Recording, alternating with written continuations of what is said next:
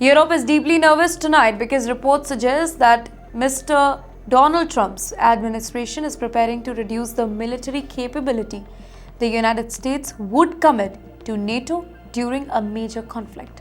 If you know, then for decades, Europe relied heavily on everything that America had. American power of security, American fighter jet, American missile system, American troops, and America's nuclear umbrella form the backbone of NATO's deterrence strategy. But now, European capitals fear that umbrella may not be as guaranteed as it was once. According to reports, the Pentagon may scale down key wartime commitments under the NATO force model. Troop reduction in Germany.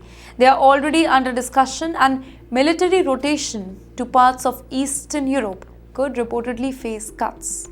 This is also sending anxiety across countries like Poland and the Baltic states, which see Russia as a direct long-term threat for them. Now, for them, America's military presence, it's not symbolic, it is existential. And how can we ignore the timing? The timing could hardly be worse. Mr. Vladimir Putin and Mr. Xi Jinping, they are openly strengthening ties while Russia continues challenging the West strategically and militarily.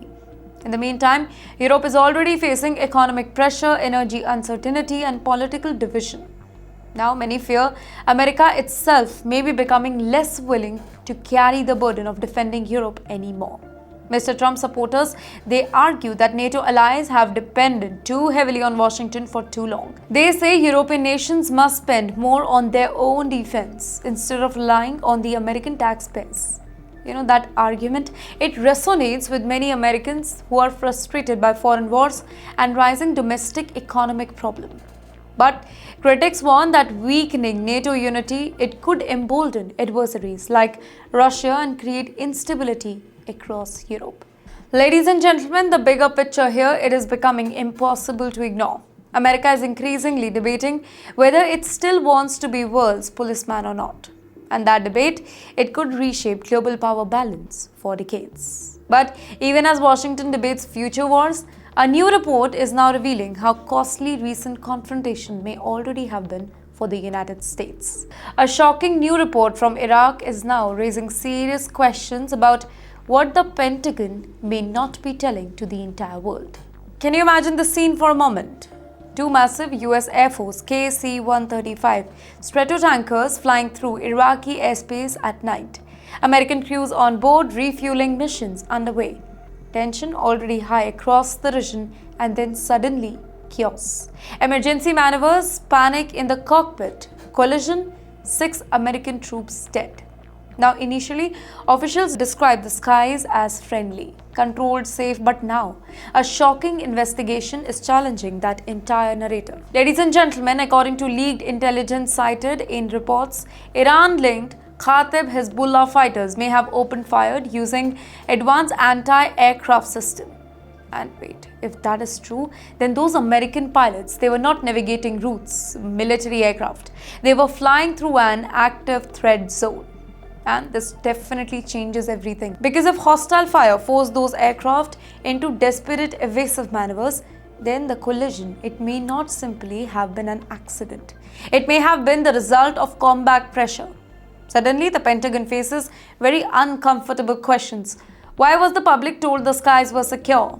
Was the threat underestimated, or maybe worst, deliberately hiding just to avoid public panic and political backlash?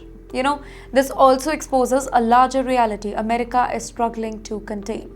Iran-backed militia remain deeply active across Iraq despite years of US operation in that region. Groups like Hezbollah, they have access to drones, rocket, and increasingly sophisticated weapons. These are no longer lightly armed militia hiding in deserts.